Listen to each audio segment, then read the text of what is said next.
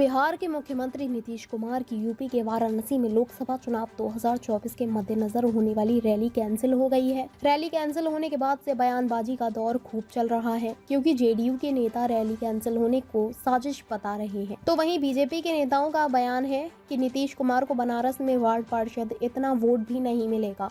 इन सब के बीच जनसुराज के सूत्रधार प्रशांत किशोर ने नीतीश कुमार और उनकी पार्टी के राजनीतिक भविष्य को लेकर बड़ा बयान दिया है। प्रशांत किशोर ने कहा कि नीतीश कुमार को ये समझ या आकलन करने की क्षमता ही नहीं है कि अगर आप महागठबंधन के साथ गए हैं और चुनाव हार गए तो आपकी पार्टी ही नहीं बचेगी, तो गठबंधन करिएगा किसके साथ।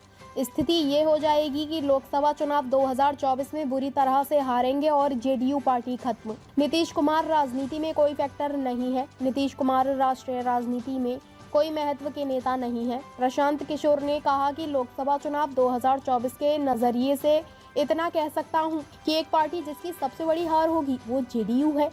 इस पार्टी को 5 सीटें भी नहीं आएंगी। नीतीश कुमार को बीजेपी की नीतियों से नहीं है कोई दिक्कत। प्रशांत किशोर ने आगे कहा कि नीतीश कुमार ने महागठबंधन को क्यों बनाया गया था, पहले इसे समझिए। नीतीश कुमार को लोग जितना समझते हैं उससे कम मैं भी नहीं जानता हूँ।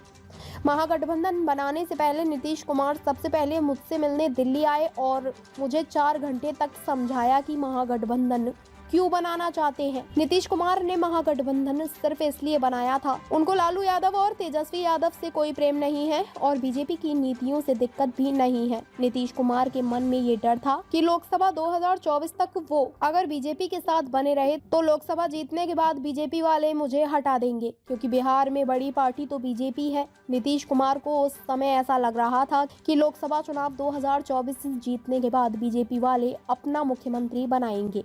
ऐसे में बीजेपी ऐसी स्थिति पैदा करती। उससे पहले बीजेपी का साथ छोड़कर नीतीश कुमार लालू यादव के साथ चले गए। इस फैसले से नीतीश कुमार कम से कम साल 2025 तक तो मुख्यमंत्री बने रहेंगे। नमस्कार, आप देख रहे हैं इंडिया टीवी न्यूज और मैं हूँ विशाल में। अभी जो है हम नीतीश कुमार कोई फैक्टर ही नहीं है।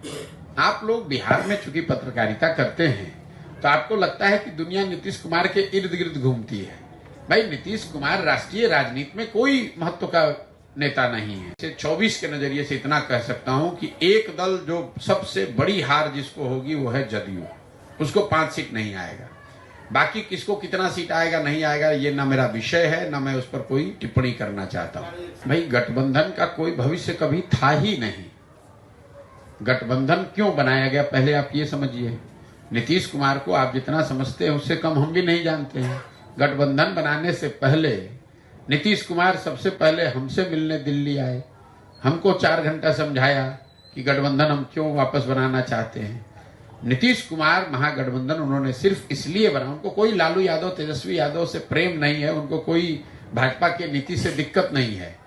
ये नीतीश कुमार के मन में ये डर था कि 24 में अगर हम इस गठबंधन में बने रहे भाजपा के साथ, 24 में लोकसभा जीतने के बाद भाजपा वाले हमको हटा देंगे, क्योंकि दल तो भाजपा का बड़ा था बिहार में। तो वो उनको ऐसा लगता था कि भाजपा वाले अपना मुख्यमंत्री बनाएंगे लोकसभा जीतने के बाद।